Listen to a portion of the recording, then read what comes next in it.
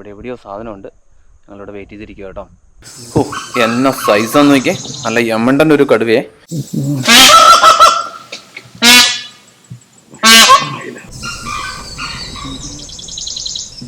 വന്ന് ഒത്തിരി വെള്ളമൊക്കെ കുടിച്ചിട്ട് നേരെ വന്ന സ്ഥലത്തോട്ട് തിരിച്ച് കയറി പോവാണേ. ഇതുണ്ട് തണുപ്പത്ത് ഒരാൾ കിടന്ന് ഉറങ്ങുന്നത്.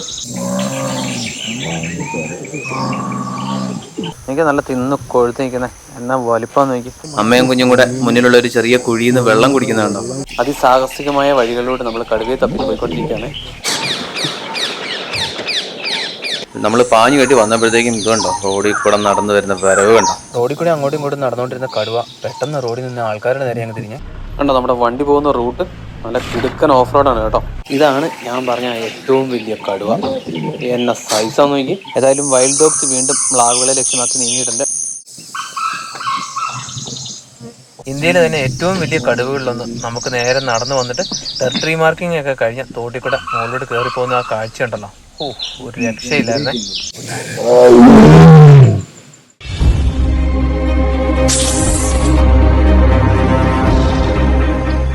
Hi friends, welcome back to dot green. ഇന്ന് നമ്മൾ മഹാരാഷ്ട്രയിലാണ് കേട്ടോ. മഹാരാഷ്ട്രയിലെ ടഡോബ. കുറേ കാലം കൊണ്ട് നമ്മൾ നോക്കി വെച്ചേക്കുന്ന ഒരു ടൈഗർ റിസർവിൽ വന്നേക്കാണ്. രാവിലെ 6 മണിയായപ്പോൾ തന്നെ നമ്മൾ കാട്ടിലോട്ട് കയറി. ചെറിയൊരു കോടമഞ്ഞും അതുപോലെ നല്ല പച്ചപ്പുള്ള ഈ സമയത്ത് കാലത്ത് കാട്ടിലൂടെയുള്ള ഡ്രൈവ് നല്ല രസമാണ്. നമ്മളിപ്പോൾ ഉള്ളത് ടഡോബയുടെ കോർ സോണായിട്ടുള്ള മോഹർലി ഗേറ്റിലാണ്. ഇന്നിവിടെ നമ്മൾ ഫുൾ ഡേ സഫാരിയാണ് എടുത്തേക്കുന്നത്. അതായത് രാവിലെ 6 മുതൽ വൈകിട്ട് 6 വരെ നമ്മളിന്ന് ഈ കാട്ടിലാണ്. ഇന്നത്തെ നമ്മുടെ ആദ്യത്തെ സൈറ്റിംഗ് മോട്ടിൽ വുഡ് ഡൗൾ ആണ്. അതായത് മലയാളത്തിൽ കാലൻ കോഴി എന്ന് പറയും. കാലൻ കോഴി എന്ന് വിളിക്കുന്നതിന് കാരണം ഇതിന്റെ സൗണ്ട് ഭയങ്കര പേടിപ്പെടുത്തുന്ന ഒരു സൗണ്ടാണ്. നമുക്ക് വേറൊരു തവണ അത് കേൾപ്പിച്ച് തരാം. ഇപ്പം മരത്തിനിടയ്ക്ക് ആയതുകൊണ്ട് നമ്മൾ അധികം സമയം ഇവിടെ കളയുന്നില്ല. ടഡോബ അന്തേരി ടൈഗർ റിസർവ് അഥവാ TATR എന്നറിയപ്പെടുന്ന ഈ ടഡോബ നാഷണൽ പാർക്ക് ഉള്ളത് മഹാരാഷ്ട്രയിലെ ചന്ദ്രപൂർ ഡിസ്ട്രിക്റ്റിലാണ്. ഇത് ശരിക്കും ഇന്ത്യയിൽ കടുവകളെ കാണാൻ വേണ്ടിയിട്ട് വളരെ ഫേമസ് ആയിട്ടുള്ള ഒരു ടൈഗർ റിസർവ് ആണ് കേട്ടോ. അപ്പോൾ നമ്മൾ വന്നേക്കുന്നതും ടഡോബയിലെ കടുവകളെ കാണാൻ വേണ്ടിയിട്ടാണ്. 2 വൈൽഡ് ഡോഗ്സ് അഥവാ ധോളെന്നറിയപ്പെടും. മലയാളത്തിൽ കാട്ടുപട്ടി എന്ന് പറയുന്ന സാധനം കേട്ടോ. അവര് രാവിലെ ആരെ പിടിക്കണമെന്ന് തപ്പി നടക്കാൻ തോന്നുന്നു. ഇവർ പൊതുവേ കൂട്ടമായിട്ടാണ് കാണപ്പെടാറുള്ളത്. ഇപ്പം 2 ഉള്ളൂ എങ്കിലും ഇങ്ങനെ ഒറ്റയും പെട്ടയായിട്ട് വളരെ റെയറായിട്ടാണ് കാണുന്നത്. വൈൽഡ് ഡോഗ്സിൻ്റെ കൂട്ടത്തെ നമ്മൾ പാക്ക് എന്ന് പറയും. ഇവരുടെ സ്വഭാവം അറിയാലോ, ഇച്ചിരി ക്രൂരന്മാരാണ്. ക്രൂരന്മാരെന്ന് നമ്മുടെ ഭാഷയിൽ പറഞ്ഞാലോ കേട്ടോ. അവർക്ക് അത് ക്രൂരതയല്ല, പ്രകൃതിയുടെ ഒരു നിയമമാണ്. എന്താണെന്ന് ചോദിച്ചിട്ടുണ്ടെങ്കിൽ ഇരകളെ ജീവനോട് ഓടിച്ചിട്ട് പിടിക്കുകയും ജീവൻ പോകുന്നതിന് മുന്നേ കഴിച്ചു തുടങ്ങുകയും ചെയ്യുന്ന ഒരു ശീലമാട്ടോ ഇവർക്ക്. അതുകൊണ്ടാണ് ഞാൻ ക്രൂരന്മാരെന്ന് പറഞ്ഞത്.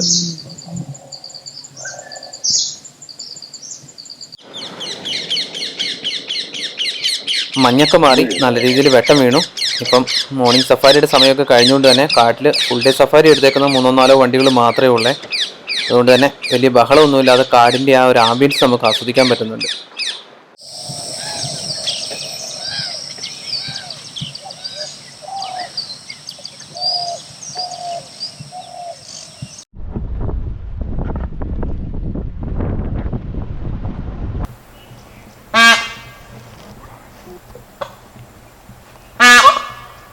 തികച്ചും അപ്രതീക്ഷിതമായിട്ടാണ് നമ്മൾ ഈ കടുവയെ കണ്ടത്. നമ്മുടെ വണ്ടി ഇങ്ങനെ പാസ് ചെയ്ത് പോയപ്പോഴത്തേക്കും പെട്ടെന്ന് റോഡ് സൈഡിലെ വെള്ളത്തിൽ നിന്ന് ചാടി എഴുന്നേറ്റതാട്ടോ.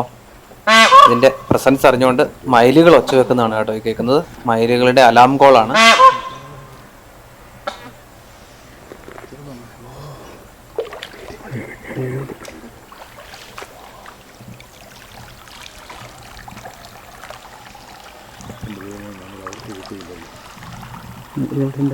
ചേട്ടാ, ഒരാൾ അവരെ വിളിക്കാൻ പറയാമോ?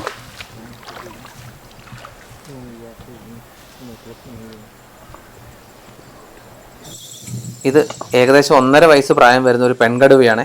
നമ്മുടെ ഗൈഡ് പറഞ്ഞത് ശരിയാണെങ്കിൽ ഇവിടുത്തെ വളരെ ഫേമസ് ആയിട്ടുള്ള ചോട്ടി താര എന്ന് പറഞ്ഞൊരു ടൈഗറസ് ഉണ്ട്. അതിന്റെ 7th ലിറ്ററിൽ പെട്ട 2 കുഞ്ഞുങ്ങൾ ഒരെണ്ണമാണ് കേട്ടോ ഇത്.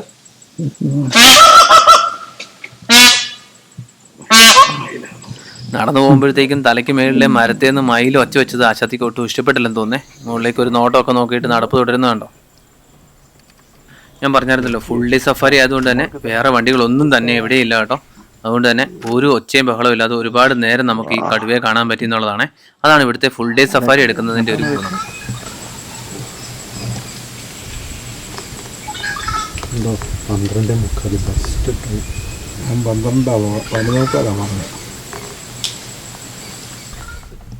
ഈ ചോട്ടിത്താരയുടെ 2 കപ്സ് ഉണ്ടെന്ന് പറഞ്ഞല്ലോ, അതിലൊരാളാണിത്. അപ്പോൾ ഇവരെക്കുറിച്ചൊരു സ്റ്റോറി ഉണ്ട്. ഈ വർഷം ആദ്യം ചോട്ടിത്താരയ്ക്കൊരു ടെറിട്ടറി ഫൈറ്റിൽ ഇഞ്ചുറി സംഭവിച്ചപ്പോഴത്തേക്കും ഏകദേശം ആ സമയത്ത് 1 വയസ്സിൽ താഴെ മാത്രം പ്രായമുള്ള ഈ കുഞ്ഞുങ്ങൾ ഒരു പുള്ളിമാനെ ഹണ്ട് ചെയ്തിട്ട് വയ്യാതെ കിടന്ന അമ്മയെ ഫീഡ് ചെയ്തു എന്നാണ് കേട്ടോ പറയപ്പെടുന്നത്. അതിനുശേഷം അങ്ങനെ പുള്ളിക്കാരത്തി റിക്കവറായി വന്നു എന്നുള്ളൊരു സ്റ്റോറി ഉണ്ട്. ഇങ്ങോട്ട് മാറി കുറച്ച് മ്ലാവുകൾ വളരെ ശ്രദ്ധിച്ച് നിൽക്കുന്നുണ്ടോ. കടുവയുടെ പ്രസൻസ് അറിഞ്ഞിട്ടാണെന്ന് തോന്നുന്നു. സാധാരണ കടുവയൊക്കെ കണ്ടു കഴിഞ്ഞിട്ടുണ്ടെങ്കിൽ വളരെ ഉച്ചത്തിലും മുഴക്കത്തിലും സൗണ്ട് ഉണ്ടാക്കി അലാം കോൾസ് ഉണ്ടാക്കാറുണ്ട് മ്ലാവുകൾ. ഇതിപ്പം കണ്ടിട്ടാണെന്ന് അറിയത്തില്ല. ഏതായാലും കടുവ നിൽക്കുന്ന ഭാഗത്തേക്ക് നോക്കി വളരെ അലേർട്ടായിട്ടാണ് നിൽക്കുന്നത്. ഇന്ത്യയിൽ തന്നെ ടൈഗർ സൈറ്റിങ്സിന് സാധ്യത കൂടിയ സ്ഥലങ്ങളിലൊന്നാണ് ടഡോബ. കാരണം അത്രമാത്രം ടൈഗേഴ്സ് സഫാരി സോണിൽ ഇവിടെ ഉണ്ടെന്നുള്ളതും അതുപോലെ ഒരുപാട് ഓപ്പൺ ഏരിയാസ് ഉണ്ടെന്നുള്ളതുമാണ് കേട്ടോ അതിന് കാരണം.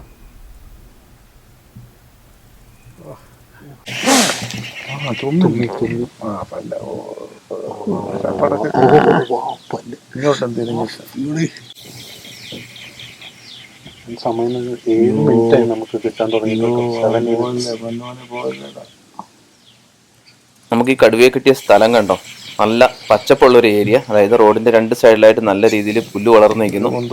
ഈ കടുവയാണെങ്കിൽ ഫുൾ ടൈം റോഡിൽ പ്ലെയിൻ ബാക്ക്ഗ്രൗണ്ട്. ഞാൻ മുന്നേ പറഞ്ഞ പോലെ വണ്ടികളൊന്നും ഇല്ലാത്തതുകൊണ്ട് തന്നെ അതുപോലെ ഇടയ്ക്കിടയ്ക്ക് കടുവ റോഡിൽ നിന്ന് പുറത്തോട്ട് ഇറങ്ങും. അവിടെ ഇവിടെയൊക്കെ പോയി ടെറിട്ടറി മാർക്ക് ചെയ്ത് തിരിച്ച് റോഡിലോട്ട് തന്നെ കയറും. നമുക്ക് വേണ്ടിയിട്ട് ഇങ്ങനെ റോഡിൽ കൂടെ നടക്കുന്ന പോലെ ഉണ്ടായിരുന്നേ. അതുപോലെ തന്നെ ഇഷ്ടം പോലെ തുമ്പികളും പൂമ്പാറ്റയൊക്കെ പറന്ന് നടക്കുന്നുണ്ട്. അതിനിടയ്ക്കൂടിയാണ് കടുവയുടെ നടപ്പ്. ഏകദേശം 10 മിനിറ്റോളം എക്സ്ക്ലൂസീവായിട്ട് നമ്മുടെ വണ്ടിയുടെ ഫ്രണ്ടിൽ കൂടെ അങ്ങോട്ടും ഇങ്ങോട്ടും നടക്കുകയും ടെറിട്ടറി മാർക്ക് ചെയ്യുകയും അതുപോലെ ഇഷ്ടം പോലെ ഫോട്ടോയ്ക്ക് പോസ്റ്റ് ചെയ്ത് തരികയൊക്കെ ചെയ്ത ശേഷം അത് മെല്ലെ കാട്ടിലോട്ട് കയറിപ്പോയേ. കടുവ കയറിപ്പോയപ്പോഴത്തേക്കും മ്ലാവുകളൊക്കെ റിലാക്സ് ആയേ. നമ്മളിങ്ങനെ പോകുമ്പോഴത്തേക്കും റോഡ് സൈഡിൽ ഈ വെള്ളത്തിൽ കിടക്കുമായിരുന്നേ. വണ്ടിയുടെ അനക്കം കേട്ടിട്ട് ഒറ്റ ചാടി ഒരൊറ്റ എഴുന്നേക്കലായിരുന്നു. അപ്പോഴാണ് നമ്മൾ ടൈഗറിനെ കാണുന്നത്. ശരിക്കും വണ്ടി പാസ് ചെയ്ത് പോയിട്ട് വെള്ളത്തിൽ കിടന്നിട്ട് നമ്മൾ കണ്ടില്ലായിരുന്നു. അതുകൊണ്ട് ഒരു കൂട്ടം പുള്ളിമാനുകൾ റോഡ് ക്രോസ് ചെയ്ത് പോകുന്നത്. ഇവിടെ പുള്ളിമാനുകൾ ഒരുപാട് ഉണ്ടെങ്കിലും നമ്മുടെ സൗത്ത് ഇന്ത്യൻ കാടുകൾ പ്രത്യേകിച്ച് ബന്ദിപ്പൂരൊക്കെ ഉള്ള പോലെ അങ്ങനെ ഒരുപാടെണ്ണമൊന്നുമില്ല കേട്ടോ. ആകെ ഇവർ ഗൈഡ് പറഞ്ഞ കണക്കൊക്കെ ശരിയാണെങ്കിൽ 3000-ൽ പരം പുള്ളിമാനുകൾ മാത്രമേ ഇവിടെ ഉള്ളൂ. 3 ബിഗേറ്റർ അതിന്റെ മേളിൽ ഇതുണ്ട്. ഒരു ഇന്ത്യൻ റോളറും അതുപോലെ 3 ഗ്രീൻ ബീ ഈറ്റേഴ്സും കൂടെ ഒരുമിച്ചിരിക്കുന്നുണ്ട്. നല്ലൊരു രസമുള്ള കാഴ്ചയായിരുന്നേ. ഈ ഇന്ത്യൻ റോളർ അഥവാ പനങ്കാക്കാന്ന് കേട്ടോ ഈ പക്ഷിയെ പറയണത്. നല്ല രസമാണ് ഇതിനെ കാണാൻ വേണ്ടിയിട്ട്. നല്ല ബ്ലൂ കളേഴ്സും ഒക്കെ ആയിട്ട്.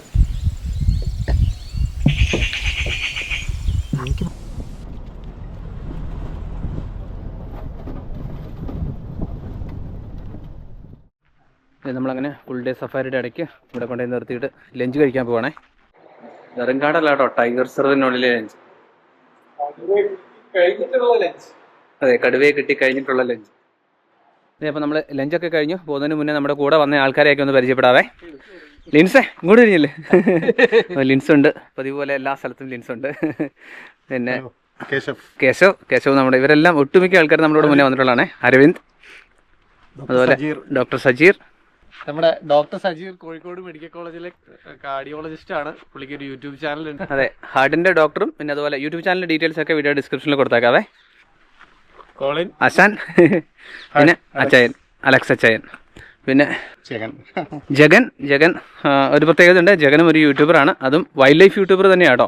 ജഗന്റെ വീഡിയോയുടെ ലിങ്കും അല്ലെങ്കിൽ ചാനലിന്റെ ലിങ്കും വീഡിയോ ഡിസ്ക്രിപ്ഷനിൽ കൊടുത്തിട്ടുണ്ട്. ലിൻസ് അതേ പുതിയതായിട്ടൊരു ചാനലൊക്കെ തുറന്നത് ഭയങ്കര ഹൈ ക്വാളിറ്റി കണ്ടന്റ്. എനിക്ക് തോന്നുന്നത് കേരളത്തിൽ 8K ചെയ്യുന്ന വേറെ ആരും എനിക്കറിയത്തില്ല കേട്ടോ. ഇതുവരെ എനിക്ക് തോന്നുന്നു മലയാളത്തിൽ ഒരു വൈൽഡ് ലൈഫ് ചാനലും 8K വീഡിയോസ് ഇല്ല. അപ്പോൾ ഈ വീഡിയോയുടെ ലിങ്കും ഈ വീഡിയോയുടെ ഡിസ്ക്രിപ്ഷനിലുണ്ടാവും. ഒരുവിധപ്പെട്ട സെൻട്രൽ ഇന്ത്യൻ അല്ലെങ്കിൽ നോർത്ത് ഇന്ത്യൻ ഫോറസ്റ്റുകളിലൊക്കെ തന്നെ മൺസൂൺ സമയത്ത് പാർക്കൊക്കെ ഫുള്ളി ക്ലോസ്ഡ് ആയിരിക്കും. എന്നാൽ ടഡോബയിൽ കോർ സോൺസ് മാത്രമേ മൺസൂൺ സമയത്ത് ക്ലോസ് ചെയ്യത്തുള്ളൂ. ബഫർ സോണുകളിൽ സഫാരി അവൈലബിൾ ആയിരിക്കുമേ. അപ്പോൾ ഇപ്പോൾ നമ്മൾ ഈ സഫാരി എടുത്തേക്കുന്നത് നവംബർ മാസത്തിലാണ്. അതുകൊണ്ട് തന്നെ മഴ കഴിഞ്ഞ് പാർക്ക് തുറന്ന സമയമാണ്. നല്ല പച്ചപ്പും അതുപോലെ നല്ലൊരു ക്ലൈമറ്റും ഒക്കെയാണ് കേട്ടോ. ഇപ്പം നമ്മൾ ലഞ്ചൊക്കെ കഴിഞ്ഞ് ഓരോരോ കാഴ്ചകളൊക്കെ കണ്ട് മെല്ലെ ഇങ്ങോട്ട് വന്നപ്പോഴത്തേക്കും നമ്മുടെ ഗൈഡിനൊരു കോള് വന്നു. ഫ്രണ്ടിൽ ടൈഗർ സൈറ്റിംഗ് ഉണ്ടെന്ന് പറഞ്ഞ് നമ്മൾ പാഞ്ഞു കെട്ടി വന്നപ്പോഴത്തേക്കും ഇതുണ്ടോ, റോഡിൽ കൂടെ നടന്നു വരുന്ന വരവ് കണ്ടോ. ഈ കടുവയുടെ വായിലോട്ട് കയറി ഫോട്ടോ എടുത്തുകൊണ്ടിരിക്കുന്നത് നമ്മുടെ ആശാനാണേ. എന്ന സൈസൊന്നും നോക്കിയേ, നല്ല യമണ്ടൻ്റെ ഒരു കടുവയെ. എന്നാലും ഇതല്ല ഞാൻ പറഞ്ഞ ഏറ്റവും വലിയ കടുവ, അത് വരുന്നേ ഉള്ളൂ കേട്ടോ. ഇവനും അത്യാവശ്യം നല്ല സൈസുണ്ട്. അത് റോഡിൽ കൂടെ തന്നെ ഇങ്ങ് നടന്നു വരുമായിരുന്നു. നിറയെ വണ്ടികൾ കിടന്ന കാരണം മുന്നോട്ട് വരാൻ സ്ഥലമില്ലാത്തതുകൊണ്ടാണ് കേട്ടോ ഇതിപ്പോൾ കാട്ടിലോട്ട് കയറിയത്.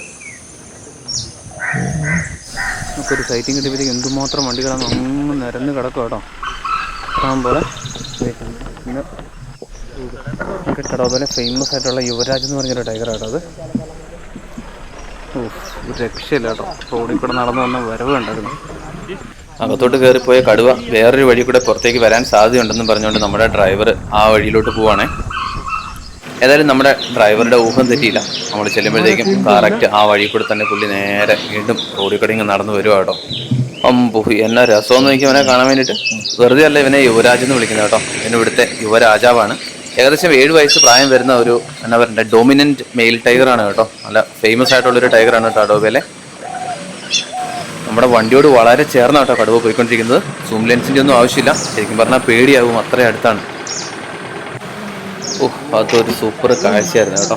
വഴി മാറടാന്നുള്ള ഭാവത്തിൽ വണ്ടിയുടെ നേരെ കടുവ നടന്ന് ചെല്ലുന്നത്. നോക്കി കടുവ മുന്നോട്ട് പോകുന്നതനുസരിച്ച് വണ്ടി മെല്ലെ പുറകോട്ട് എടുത്ത് കൊടുക്കുന്നു കേട്ടോ. വഴിയിൽ നിന്ന് അത് കയറി പോകാതിരിക്കാൻ വേണ്ടിയിട്ട്. നോക്കിയ കടുവയുടെ കാൽപാദങ്ങൾ ഇതാണ് കേട്ടോ പഗ് മാർക്കായിട്ട് നമ്മൾ കാണുന്നത്.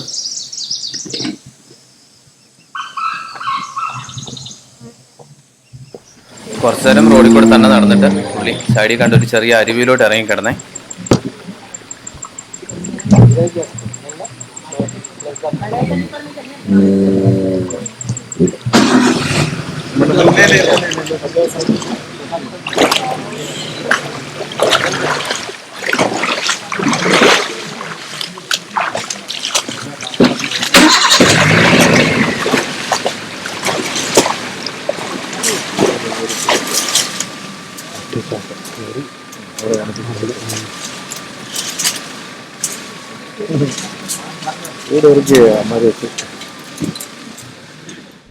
അതൊരു ഭയങ്കര കാഴ്ച തന്നെയായിരുന്നു കേട്ടോ. യുവരാജ് തോട്ടിക്കൂടെ നടന്ന് മെല്ലെ മേളിലേക്ക് കയറിപ്പോയത്. ഈവനിങ് സഫാരി സ്റ്റാർട്ട് ചെയ്തുകൊണ്ട് തന്നെ ഒരുപാട് വണ്ടികൾ വന്ന് ചുറ്റും ഭയങ്കര ബഹളമൊക്കെ ആയിരുന്നെങ്കിലും അത്യാവശ്യം നന്നായിട്ട് നമുക്ക് ടൈഗർ സൈറ്റിംഗ് കിട്ടി. ഈ യുവരാജിനെ കണ്ടുകൊണ്ടിരുന്നപ്പോൾ തന്നെ അടുത്ത കോള് വന്നു. അപ്പുറത്ത് വേറൊരു ടൈഗറിൻ്റെ സൈറ്റിംഗ് ഉണ്ടെന്ന് പറഞ്ഞിട്ട് ടൈഗർസ് വിത്ത് കപ്സ്. നമുക്ക് പോയി നോക്കാവേ. നമ്മളിങ്ങ് എത്തിയപ്പോഴത്തേക്കും ഓൾറെഡി ഒരുപാട് വണ്ടികൾ വന്ന് നിൽപ്പുണ്ട്. ഇതൊരു കുട്ടിക്കടുവയാണ് കേട്ടോ. മറ്റൊന്നോട്ടത്തിൽ കണ്ടാൽ തോന്നത്തില്ലെങ്കിലും ഒരു ടൈഗറിന്റെ കബ്ബാണ്. കൊളർവാലി എന്ന് പറഞ്ഞൊരു ടൈഗറിന്റെ കബ്ബാണ്. തള്ളക്കടുവ, സാക്ഷാൽ കോളർവാലി. ഇവിടുത്തെ വളരെ ഫേമസ് ആയിട്ടുള്ള ഒരു പെൺകടുവയാണ്. കുഞ്ഞു വന്ന അതേ ഡയറക്ഷനിൽ പോയിക്കൊണ്ടിരിക്കുകയാണ്. 3 കുഞ്ഞുങ്ങളുണ്ട്. 2 നമ്മൾ കണ്ടു. 2 കാട്ടിലെവിടെയോ ഉണ്ട്. അമ്മയും കുഞ്ഞും കൂടെ മുന്നിലുള്ള ഒരു ചെറിയ കുഴിയിൽ നിന്ന് വെള്ളം കുടിക്കുന്നുണ്ടോ. അമ്മയും മകളും കൂടെ വെള്ളം കുടിക്കണം.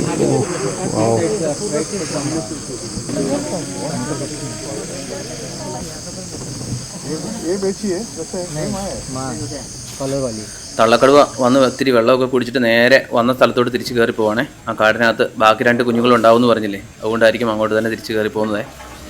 പോകുന്ന വഴിക്ക് കടുവ കുഞ്ഞുങ്ങളെ വിളിക്കുന്ന സൗണ്ട് കേട്ടു.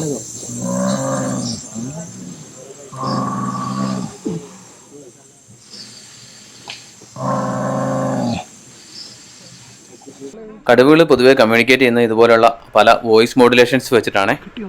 ഇത് കുഞ്ഞുങ്ങൾക്ക് വേണ്ടിയിട്ടുള്ളൊരു എന്താ പറയണ്ട ഒരു മുരൾച്ചയാണ്. കുട്ടികളെ വിളിക്കാനും ഒക്കെ ആയിട്ട് അവരുമായിട്ട് കമ്മ്യൂണിക്കേറ്റ് ചെയ്യുന്ന ഒരു സൗണ്ട് ഇങ്ങനെയാണ്. പിന്നെ വേറെ റോറിങ് സൗണ്ട് ഉണ്ട്. ഭയങ്കര ഗാംഭീര്യമുള്ള കടുവകളുടെ അലർച്ച കേട്ടിട്ടുണ്ടല്ലോ, അങ്ങനെയുള്ള സൗണ്ട്. പിന്നെ അതുകൂടാതെ മീറ്റിംഗ് കോൾ ഉണ്ട്. അങ്ങനെ പലതരത്തിൽ ഉള്ള കമ്മ്യൂണിക്കേഷൻസ് ഉണ്ട് കേട്ടോ. തള്ളക്കടുവ വെള്ളമൊക്കെ കുടിച്ച് തിരിച്ച് കയറിപ്പോയതുപോലെ അതേ ഡയറക്ഷനിൽ തന്നെ ഈ കുട്ടിക്കടുവയും വെള്ളം കുടിയൊക്കെ കഴിഞ്ഞ് തിരിച്ച് കയറിപ്പോയേ. ഈ കൊളർവാലിയെ കൂടുതലായിട്ടും ജുനോനോ എന്ന് പറഞ്ഞിട്ടുള്ള ഒരു ബഫർ സോണിലാണ് കാണാറുള്ളത്. അതുകൊണ്ട് തന്നെ ക്യൂൻ ഓഫ് ബഫർ എന്നാണ് ഇതിനെ അറിയപ്പെടുന്നത് തന്നെ. പക്ഷേ ഇടയ്ക്ക് ഈ തൊട്ടടുത്ത് കിടക്കുന്ന മോഹർലി കോർ സോണിലേക്കും ഇത് വരാറുണ്ട്. അങ്ങനെയാണ് നമുക്ക് ഇവിടുന്ന് കിട്ടിയത്. ഈ കടുവകളുടെ ഹിസ്റ്ററിയൊക്കെ തപ്പിപ്പോയി കഴിഞ്ഞിട്ടുണ്ടെങ്കിൽ ഭയങ്കര രസമാണ്. ഇവിടുത്തെ വളരെ ലെജൻഡറി ആയിട്ടുള്ള മാധുരി എന്ന് പറഞ്ഞൊരു ടൈഗറസ് ഉണ്ട്. അപ്പം അതിൻ്റെ ഗ്രാൻഡ് ഡോട്ടറാണ് ശരിക്കും പറഞ്ഞാൽ ഈ കൊളർവാലി.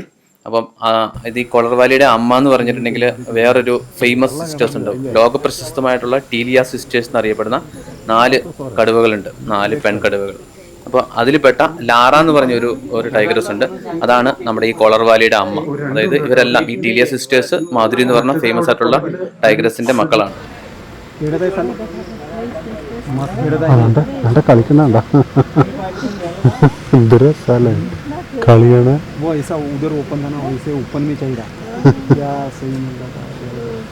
ഈ ബാക്കി 2 കപ്സും ആ കുറ്റിക്കാടിൽ തന്നെയുണ്ട്. പക്ഷെ ഇരുട്ടായതുകൊണ്ട് അത്ര ക്ലിയർ അല്ല. അവിടെ കിടന്ന് അവർ കുത്തി മറിയാ. അപ്പം നമ്മളൊരു ഫുൾ ഡേ സഫാരി കഴിഞ്ഞ് ഇഷ്ടം പോലെ ടൈഗറിനെയൊക്കെ കണ്ട് എന്നാ പറയണ്ടേ, കണ്ട് കൊതി മാറി എന്നൊക്കെ പറയത്തില്ലേ, അതുപോലെ രീതിയിൽ ടൈഗറിനെ കണ്ടിട്ട്, അതെ ടൈഗർസിൻ്റെ ചാകരയായിരുന്നു, അത് കണ്ടിട്ട് തിരിച്ചെത്തിയേക്കാണേ. ഫുൾ ഡേ എന്ന് പറയുമ്പോൾ രാവിലെ 6 മുതൽ വൈകിട്ട് 6 വരെ ഇതിനകത്തായിരുന്നു നമ്മൾ. നെക്സ്റ്റ് ഡേ മോർണിംഗ് സഫാരി നമ്മൾ ഇവിടുത്തെ അഗർസാരി എന്ന് പറഞ്ഞിട്ടുള്ളൊരു ഗേറ്റിൽ നിന്നാണ്. ഇവിടുത്തെ ഒരു ബഫർ സോണിലുള്ള ഗേറ്റാണ് അഗർസാരി. അല്ലേ, രാവിലെ ഫുള്ള് കോടമഞ്ഞ് നിറഞ്ഞ് കിടക്കുകയാണ് കാട്ടിലെ. ഇന്നത്തെ ആദ്യത്തെ സൈറ്റിംഗ് ജംഗിൾ ഔലറ്റാണ്, മലയാളത്തിൽ ചെമ്പന്നത്ത് എന്ന് പറയും. പോകുന്ന വഴിയിൽ കണ്ടതാണ് കഴിഞ്ഞ ദിവസം പുലി പിടിച്ച മ്ലാവിൻ്റെ അവശിഷ്ടങ്ങളാണ്. ഏതായാലും ഡെഡ് ബോഡി കണ്ടിട്ടാണ് തുടക്കം, മോശം വരത്തില്ല. മൺസൂൺ കഴിഞ്ഞിട്ടുള്ള സഫാരി ആയിരുന്നുകൊണ്ട് തന്നെ കാട് നല്ല പച്ചപ്പാണ്. ഈ ഒരു സമയത്ത്, ഈ ഒരു 2-3 മാസത്തേക്ക് മാത്രമേ, അതായത് ഒക്ടോബർ, നവംബർ, ഡിസംബർ സമയങ്ങളിലൊക്കെ മാത്രമേ ഇത്രയും പച്ചപ്പ് ഇവിടെ ഉണ്ടാകത്തുള്ളൂ. ജനുവരിയൊക്കെ ആകുമ്പോഴത്തേക്കും അല്ലെങ്കിൽ ഡിസംബർ കൂടിയൊക്കെ തന്നെ മൊത്തത്തിൽ ഉണങ്ങി തുടങ്ങും. ഇതുണ്ടോ ഇന്ത്യൻ ഗ്രേ ഹോൺബിൽ, നമ്മളിവിടെ കാണുന്ന ഗ്രേ ഹോൺബില്ല, അത് മലബാർ ഗ്രേ ഹോൺബിലാണ്. അതിനെ കോഴിവേഴാമ്പൽ എന്ന് പറയും, അതല്ല കേട്ടോ ഇത്. ഇതുണ്ടോ തണുപ്പത്ത് ഒരാൾ കിടന്ന് ഉറങ്ങുന്നത്, കറക്റ്റ് ഇങ്ങനെ മുഴച്ചിരിക്കുന്ന ഒരു മരത്തിൻ്റെ കൊമ്പയിൽ. എത്ര ക്യാമഫ്ലാഷ് ആയിട്ടാണെന്നറിയുമോ, മോണിറ്റർ ലിസാർഡ് അല്ലെങ്കിൽ ഉടുമ്പ് കിടന്നുറങ്ങുന്ന ഉറക്കം കണ്ടോ.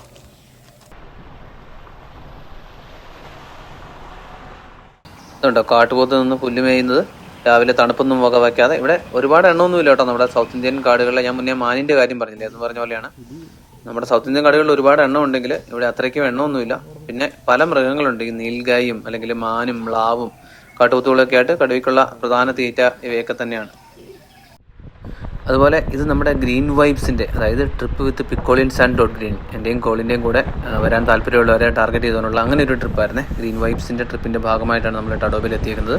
ഇതുപോലെ ഞങ്ങളുടെ കൂടെ യാത്ര ചെയ്യാൻ താല്പര്യമുള്ളവർക്ക് ഞങ്ങളുടെ അടുത്ത സഫാരിയിലോ അല്ലെങ്കിൽ ഏതെങ്കിലും ട്രക്കിംഗ് ട്രിപ്പുകളിലോ ഒക്കെ ആയിട്ട് ജോയിൻ ചെയ്യാം. അപ്പോൾ അതിൻ്റെയൊക്കെ ഡീറ്റെയിൽസ് നമ്മളുടെ ഗ്രീൻ വൈബ്സ് ഇൻസ്റ്റാഗ്രാം അക്കൗണ്ടിൽ കൊടുക്കുന്നുണ്ടാവുക. അതിൻ്റെ ലിങ്ക് വീഡിയോയുടെ ഡിസ്ക്രിപ്ഷനിൽ കൊടുത്തിട്ടുണ്ട്. കഴിഞ്ഞ കുറച്ച് ദിവസങ്ങളായിട്ട് നമ്മുടെ അഗർസാരി ഗേറ്റിനോട് ചേർന്ന് റോഡിൽ കൂടെ കടുവയുടെ ക്രോസിംഗ് ഉണ്ടാവാറുണ്ടെന്ന് പറഞ്ഞ് നമ്മുടെ ഡ്രൈവർ നേരെ അങ്ങോട്ട് വെച്ച് പിടിപ്പിക്കുവാണേ.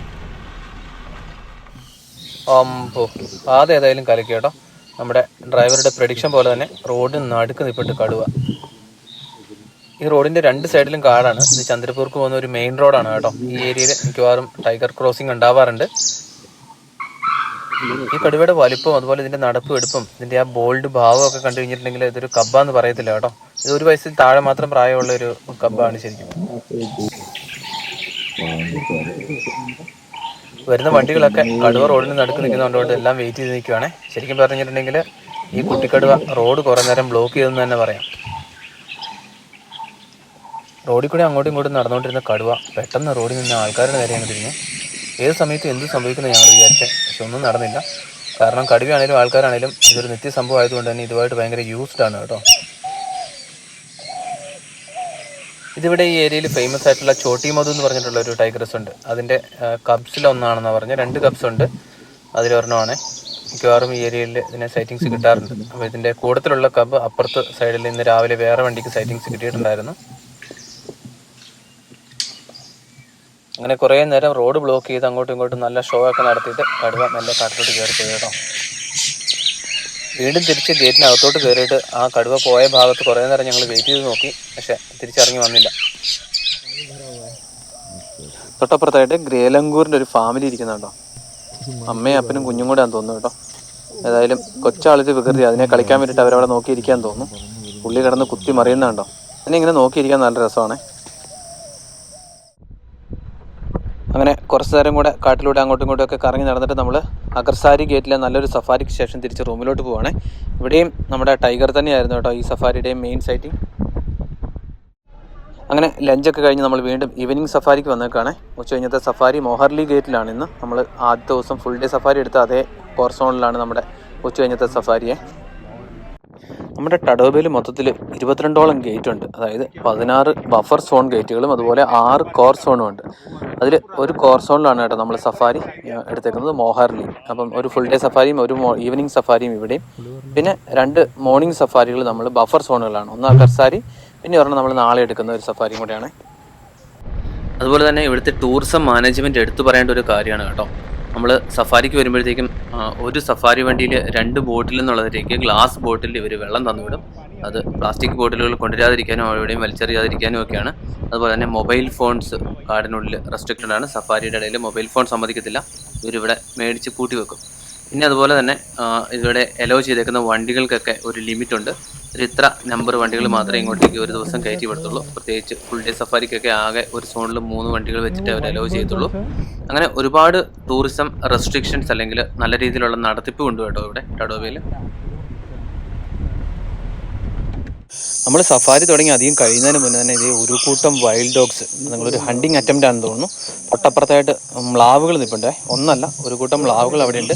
അതിനെ ടാർഗറ്റ് ചെയ്ത് മുന്നോട്ട് നീങ്ങിക്കൊണ്ടിരിക്കുകയാണ് കേട്ടോ ഇവന്മാർ. നമ്മളങ്ങോട്ട് എത്തുന്നതിന് മുന്നേ തന്നെ ഇവന്മാർ ചാർജ് ചെയ്തു കേട്ടോ. മ്ലാവിൻ്റെ കൂട്ടത്തിൽ ഇവന്മാർ ഓടിച്ചു. വൈൽഡ് ഡോഗ്സ് ഹണ്ട് ചെയ്യുന്നത് കൂട്ടമായിട്ടാണെന്ന് അറിയാമല്ലോ. അതുപോലെ തന്നെ ഇവരുടെ ഹണ്ടിങ് സക്സസ് റേഷ്യോ ഭയങ്കര കൂടുതലാണ്. പക്ഷേ ഇത്തവണ ഫെയിലിയർ ആയിരുന്നു. അതായത് നമ്മളൊരു റെയർ മൊമെൻറ്റിനാണ് സാക്ഷ്യം വഹിച്ചത്. വളരെ റെയറായിട്ട് ഇവരുടെ ഹണ്ടിങ് ഫെയിൽ ആവാറുള്ളൂ കേട്ടോ. ഉണ്ട് അങ്ങ് പുറകിലായിട്ട് കുറേ ആൾക്കാർ നിൽക്കുന്നത്, അവിടെ പണി നടന്നുകൊണ്ടിരിക്കുകയാണ്. അതുപോലെ പച്ച മതിൽ പോലെ വളച്ച് കെട്ടിയിട്ടേക്കുന്നുണ്ടോ. അത് ഞാൻ മുന്നേ പറഞ്ഞില്ലായിരുന്നു, ഇവിടുത്തെ പാർക്ക് മെയിൻ്റനൻസിൻ്റെ എല്ലാ നടത്തിപ്പിൻ്റെയൊക്കെ കാര്യത്തെക്കുറിച്ച്. ഇവിടെ ഒരുപാട് കൺസർവേഷൻ ആക്ടിവിറ്റീസ് നടക്കുന്നുണ്ട്, അതിൻ്റെ ഭാഗമാണിത്. അപ്പോൾ ഇതിന് എന്നാ പറയേണ്ട, വരൾച്ച അല്ലെങ്കിൽ വേനൽക്കാലം വരുമ്പോഴത്തേക്കും ഇവിടെ ഒരു തരി പുല്ല് പോലും കാണത്തില്ല കേട്ടോ. ആ സമയത്തേക്ക് പുല്ല് മെയിൻറ്റെയിൻ ചെയ്യാൻ വേണ്ടിയിട്ട് വളച്ച് കെട്ടി ഇട്ടേക്കുന്നതാണ്. നനച്ചൊക്കെ കൊടുത്ത് അത്രയും ഭാഗം സംരക്ഷിക്കും. മരങ്ങനെ വിട്ടുകൊടുക്കാനുള്ള ഉദ്ദേശമില്ലെന്ന് തോന്നുന്നു കേട്ടോ. ഒരു അറ്റംപ്റ്റ് ഫെയിൽ ആയാലും അടുത്ത അറ്റംപ്റ്റിന് വേണ്ടിയിട്ടുള്ള തയ്യാറെടുപ്പിലാണ് കേട്ടോ. ഓരോന്നോരോന്നും മെല്ലെ വീണ്ടും മ്ലാവുകൾ നിൽക്കുന്ന ഭാഗത്തോട്ട് പോകുന്നുണ്ട്. ഏതായാലും വൈൽഡ് ഡോഗ്സ് വീണ്ടും മ്ലാവുകളെ ലക്ഷ്യമാക്കി നീങ്ങിയിട്ടുണ്ട്. പക്ഷേ നമ്മുടെ കാഴ്ചയുടെ അപ്പുറത്തേക്കാണ്, ആ ഭാഗത്തേക്ക് നമുക്ക് പോകാൻ പറ്റത്തില്ല. അവരുടെ പാട്ടിന് വേണ്ടിയിട്ട് നമ്മൾ നമ്മുടെ യാത്ര തുടരുവാണേ. നമ്മൾ സഫാരിയുടെ ഇടയിൽ ടഡോബ ലേക്കിൻ്റെ അങ്ങോട്ടേക്ക് വന്നേക്കാണ്. ഇവിടുത്തെ ഏറ്റവും വലിയൊരു വാട്ടർ ബോഡിയാണിത്. പ്രത്യേകിച്ച് സമ്മർ സമയത്തൊക്കെ ഒരുപാട് ആനിമൽ സൈറ്റിങ്സ് കിട്ടുന്ന ഒരു ഏരിയയും കൂടിയാണ്. ഇതിൻ്റെ സൈഡിലുള്ള ഈ റോഡിൽ കൂടെയൊക്കെ ടൈഗർ ക്രോസിംഗ് ഒക്കെ ഇഷ്ടം പോലെ വീഡിയോസിൽ നമ്മൾ കണ്ടിട്ടുണ്ടല്ലോ. കാരണം എന്ന് വെച്ചിട്ടുണ്ടെങ്കിൽ സമ്മറിൽ ബാക്കി എല്ലായിടത്തും വെള്ളം പറ്റുമ്പോൾ ഈ ടഡോബ ലേക്കിൽ ഇഷ്ടം പോലെ വെള്ളം ഉണ്ടാവും. അതുകൊണ്ട് തന്നെ ഒരുവിധപ്പെട്ട ആനിമൽസ് ഇൻക്ലൂഡിങ് ടൈഗർ ഇവിടെ ഉണ്ടാവും കേട്ടോ. കണ്ടോ, സാമ്പാർ ഡിയറിൻ്റെ അമ്മയും കുഞ്ഞും രണ്ടും ഭയങ്കരമായിട്ട് പേടിച്ച് നിൽക്കുകയാണ് കേട്ടോ. നമ്മളെ കണ്ടിട്ടാണോ അതോ ഇനി വേറെ എന്തെങ്കിലും ത്രെട്ട് ചുറ്റുവട്ടത്തുള്ളതുകൊണ്ടാണെന്ന് അറിയത്തില്ലേ. എനിക്ക് ഭയങ്കര അലേർട്ടായിട്ടാണ് രണ്ടും കൂടെ നിൽപ്പ്. വെള്ളം കുടിക്കാൻ ലേക്കിലേക്ക് വരുന്ന ആനിമൽസിനെയും കാത്തു കിടക്കുന്ന മറ്റൊരു വലിയ അപകടം. Okay, സക്ഷാൽ crocodile. ടഡോബ ലേക്കിൽ ഇഷ്ടം പോലെ മുതലുകളുണ്ട് കേട്ടോ. ഇവിടെ വരുന്ന ആനിമൽസിൻ്റെയൊക്കെ ഇങ്ങനെ ടാർഗറ്റ് ചെയ്തുകൊണ്ട് കിടക്കുകയാണ് ആശാന്മാർ. ടഡോബയിൽ ശരിക്കും സീസൺ എന്ന് പറയുന്നത് സമ്മറാണ്, മാർച്ച് ഏപ്രിൽ മെയ് മാസങ്ങളൊക്കെ. പക്ഷേ ആ സമയത്ത് മൊത്തം ഡ്രൈ ആയിരിക്കും. അതുകൊണ്ട് തന്നെ ആ ഡ്രൈ ഒരു എന്നാ പറയണ്ടേ, രസമില്ലാത്തതുകൊണ്ടാണ് നമ്മൾ ഈ മഴക്കാലം കഴിഞ്ഞ പാടെ പച്ചപ്പ് കാണാൻ വേണ്ടിയിട്ട് വന്നേക്കുന്നത്. പോകുന്ന വഴിയിൽ റോഡ് സൈഡിൽ കണ്ടതാണ് ഈ കാട്ടുപോത്തിനെ. കുറച്ച് ദിവസമായിട്ട് ഇവിടെ കിടക്കുന്നുണ്ടെന്നാണ് പറഞ്ഞത്, 2-3 ദിവസമായിട്ട്. ഇനി അധികം ദിവസം ഇതിനെ ഇവിടെ കാണാൻ പറ്റത്തില്ല, ഇൻജേർഡ് ആണ്. അതുകൊണ്ട് തന്നെ ഇവിടുന്ന് അങ്ങോട്ടും ഇങ്ങോട്ടും ഇതിനെ മൂവ് ചെയ്യാൻ പറ്റുന്നില്ലെന്നാണ് കേട്ടോ പറഞ്ഞത്. അപ്പോൾ ഏതായാലും അധികം ദിവസം കാണാൻ പറ്റില്ല എന്ന് ഗൈഡ് പറയാൻ കാരണം ഇതിനെ മിക്കവാറും ഉടനെ തന്നെ കടുവ പിടിക്കാനുള്ള സാധ്യതയുണ്ട്. ഇവിടെ വളരെ വ്യത്യസ്തമായിട്ടുള്ള കുറേ ടെറൈനുകളുണ്ട് കേട്ടോ. അതുകൊണ്ട് ഇതുപോലെ വളരെ വിശാലമായിട്ടുള്ള പുൽമേടുകൾ, നമ്മുടെ കസിരംഗ അല്ലെങ്കിൽ മസൈമാരയിലൊക്കെ ഉള്ളതുപോലത്തെ സ്ഥലങ്ങളും, പിന്നെ അതുപോലെ നല്ല അടഞ്ഞ കാടുകൾ, നമ്മുടെ പെരിയാറൊക്കെ ഉള്ളതുപോലെ തിക്കായിട്ടുള്ള ഫോറസ്റ്റും, പിന്നെ ചതുപ്പ് പ്രദേശങ്ങളും, അതുപോലെ തന്നെ ഒരുപാട് വാട്ടർ ബോഡീസും ലേക്കൊക്കെ നമ്മൾ കണ്ടല്ലോ.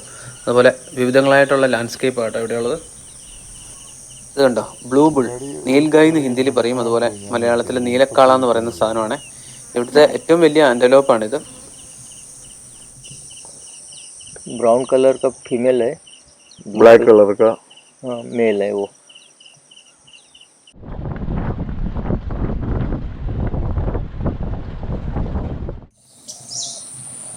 ഇതുണ്ടോ, റെഡ് നെയ്പ് ഡൈബീസ്, അല്ലെങ്കിൽ മലയാളത്തിൽ ചെന്തലയൻ അരിവാൾ കൊക്കൻ എന്ന് പറയും. ആ പേര് വരാനുള്ള കാരണം അതിൻ്റെ തലയിൽ നല്ല ചുമന്ന കളർ കണ്ടോ. അതുപോലെ മേലൊക്കെ ആണെങ്കിൽ നല്ല ഒരു തിളങ്ങുന്ന നീല നിറമാണ്.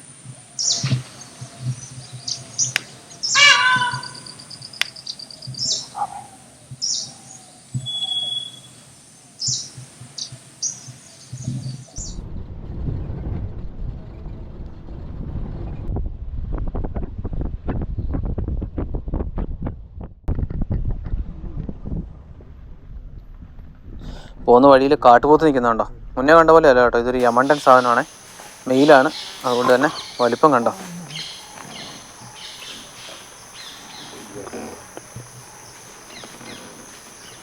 വെട്ടം പോകുന്നതിന് മുന്നേ അവസാനവട്ട തിരക്കിട്ട തീറ്റയിലാണ് കേട്ടോ ആശാൻ. എനിക്ക് നല്ല തിന്ന് കൊഴുത്ത് നിൽക്കുന്നത്, എന്നാ വലിപ്പം നോക്കി. ഇതിനെയാണ് നമ്മുടെ കടുവ നിഷ്പ്രയാസം പിടിക്കുന്നത് കേട്ടോ. മെയിൽ ടൈഗേഴ്സൊക്കെയാണ് അതിനെ ഇങ്ങനെയുള്ള ഇത്രയും വലിയ കാട്ടുപോത്തുകളെയൊക്കെ പിടിക്കാറുള്ളത്. കാര്യം നമ്മുടെ നാട്ടിലൊക്കെ ഇഷ്ടംപോലെ കാണുന്നതാണെങ്കിൽ ഇതുപോലെ തൊട്ടടുത്ത് ഇത്രയും വലിയ ഒറ്റയാൻ കാട്ടുപോത്തിനെ കണ്ടു നിൽക്കാൻ തന്നെ ഒരു രസമാണ്. നമ്മൾ കുറച്ച് നേരം അതിനെ നോക്കി നിന്നു. അത് മെല്ലെ തീറ്റി നിന്ന് മെല്ലെ കാട്ടിനകത്തോട്ട് കയറിപ്പോയി കേട്ടോ.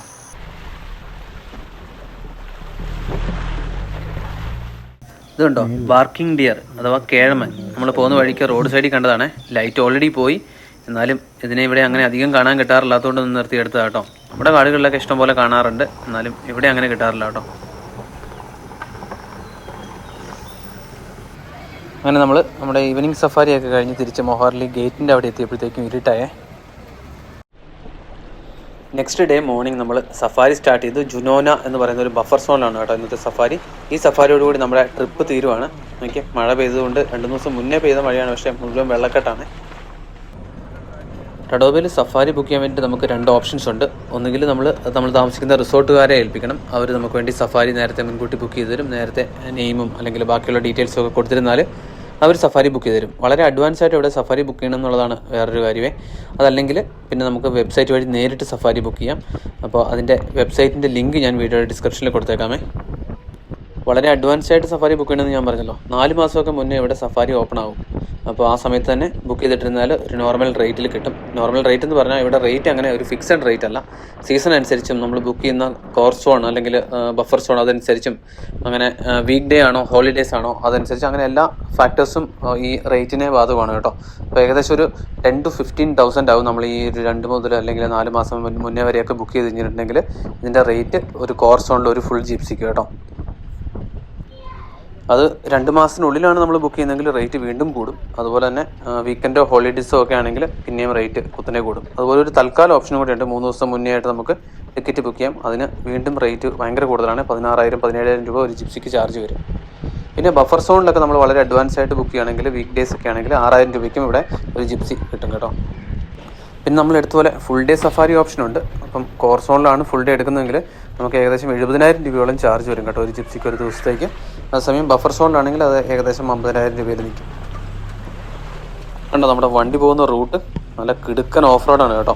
ഈ ഏരിയയിൽ എവിടെയോ രാവിലെ ടൈഗർ സൈറ്റിംഗ് ഉണ്ടായിരുന്നു പറഞ്ഞാൽ നമ്മുടെ ഗൈഡുമാർ തപ്പിപ്പോകുന്നതാണ്. നല്ല കിടിലൻ ഓഫ് റോഡ്. പോരാത്തതിന് കാടൊക്കെ വീണ് മുഴുവൻ റോഡ് അടഞ്ഞു കിടക്കുന്ന വഴി കൂടെ വഴി വെട്ടിത്തെളിച്ചാണ് നമ്മൾ പോയിക്കൊണ്ടിരിക്കുന്നത്.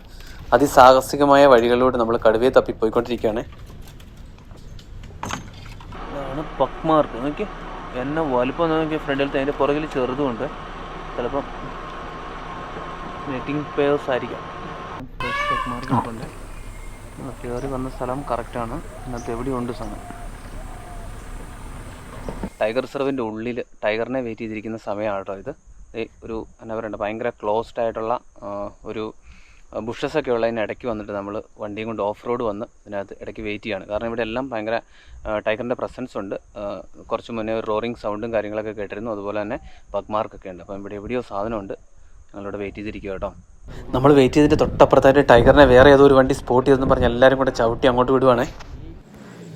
ഇതാണ് ഞാൻ പറഞ്ഞ ഏറ്റവും വലിയ കടുവ. എന്നെ സൈസാന്ന് നോക്കി. അത് കുറ്റിക്കാടിനിടയിൽ കിടക്കുകയാണ്. എന്നിട്ടും അതിൻ്റെ വലിപ്പം കണ്ടോ. അതങ്ങനെ ഒന്ന് എഴുന്നേറ്റ് നിന്നാൽ അതിൻ്റെ ശരിക്കുള്ള വലിപ്പം കാണാമായിരുന്നു.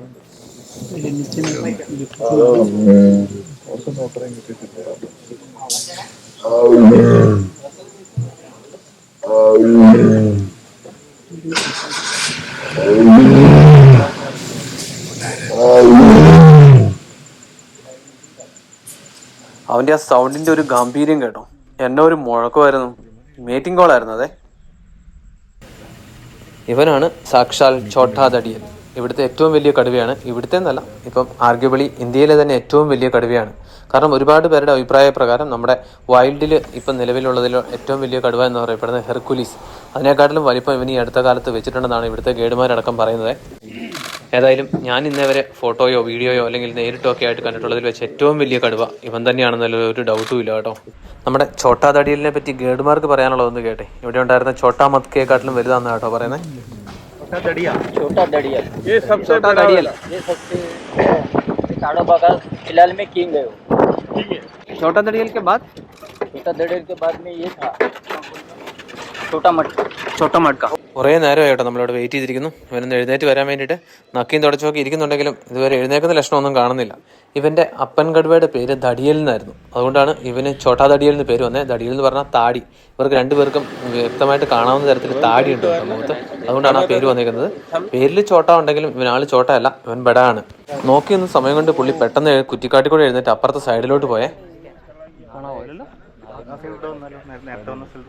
ഇപ്പോൾ നടക്കുന്ന നടപ്പുണ്ട്, എന്നാ ഹ്യൂജ് സൈസാന്ന് നോക്കി. പെട്ടെന്ന് തന്നെ നമ്മുടെ ഡ്രൈവർ ആശിഷും അതുപോലെ ഗൈഡ് രാജും കൂടെ വണ്ടി എടുത്തുകൊണ്ട് മുന്നോട്ട് പോയിട്ട് അവിടെ ടൈഗർ വരാൻ സാധ്യതയുള്ളൊരു ചാലിൻ്റെ ഫ്രണ്ടിൽ കൊണ്ടുപോയിട്ട് നല്ലൊരു സ്പോട്ട് നോക്കി വെയിറ്റ് ചെയ്തിരിക്കുവാണേ. എന്നാ രാജകീയ വരവാന്ന് നോക്കി. മാസ് എൻട്രി എന്നൊക്കെ പറഞ്ഞാൽ ഇതാണ് കേട്ടോ. ഇപ്പോഴാട്ടോ അവൻ്റെ ശരിക്കുള്ള വലിപ്പം കാണാൻ പറ്റുന്നത്. എന്നാ പൊക്കം അതുപോലെ എന്നാ നീളമെന്ന് നോക്കി. ശരിക്കും പറഞ്ഞാൽ ഒരു ആജാനുബാഹു കടുവ. ഒരിക്കലും മറക്കാനാവാത്തൊരു കാഴ്ച കേട്ടോ തടോവ ഇത്തവണ നമുക്ക് സമ്മാനിച്ചത്. ഇന്ത്യയിലെ തന്നെ ഏറ്റവും വലിയ കടുവകളിലൊന്ന് നമുക്ക് നേരെ നടന്നു വന്നിട്ട് ടെറിട്ടറി മാർക്കിംഗ് ഒക്കെ കഴിഞ്ഞ് തോട്ടിൽ കൂടെ മുകളിലോട്ട് കയറി പോകുന്ന ആ കാഴ്ച ഉണ്ടല്ലോ, ഒരു രക്ഷയില്ലായിരുന്നേ. സിംഹമാണോ കടുവയാണോ വലുതെന്നൊക്കെ ചോദിക്കുന്നവർക്കുള്ളൊരു മറുപടിയാണ് കേട്ടോ ഈ കടുവ. ഇവൻ്റെ മുന്നിൽ ആഫ്രിക്കൻ മെയിൽ ലയൺസ് ഒന്നും അല്ല കേട്ടോ.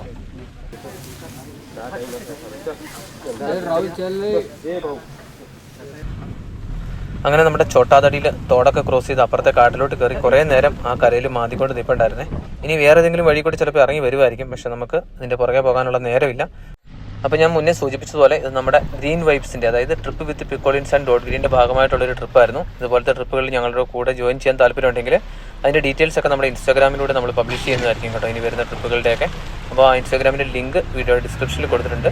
അതുപോലെ തന്നെ എൻ്റെ എല്ലാ സോഷ്യൽ മീഡിയ പ്ലാറ്റ്ഫോമുകളുടെയും ഫേസ്ബുക്ക്, ഇൻസ്റ്റാഗ്രാം, അല്ലെങ്കിൽ യൂട്യൂബ്, അതുപോലെ തന്നെ നമ്മുടെ വാട്സപ്പ് ചാനലിൻ്റെ ലിങ്കും ഒക്കെ, അതുപോലെ നമ്മുടെ വെബ്സൈറ്റിൻ്റെ ലിങ്കും ഒക്കെ വീഡിയോ ഡിസ്ക്രിപ്ഷനിൽ കൊടുത്തിട്ടുണ്ട്. സമയമുള്ളതുപോലെ അതൊക്കെ ഒന്ന് കയറി നോക്കുക. അപ്പോൾ അങ്ങനത്തെ വീഡിയോസൊക്കെ താല്പര്യമുള്ളവർ ചാനലൊന്ന് സബ്സ്ക്രൈബ് ചെയ്ത് വെച്ചേക്കുക, ഇതുപോലത്തെ വീഡിയോസ് വീണ്ടും തുടർന്ന് കാണാൻ വേണ്ടിയിട്ട്. അപ്പം മറ്റൊരു വീഡിയോയിൽ വീണ്ടും കാണാം. അതുവരെ എല്ലാവർക്കും ബൈ ബൈ.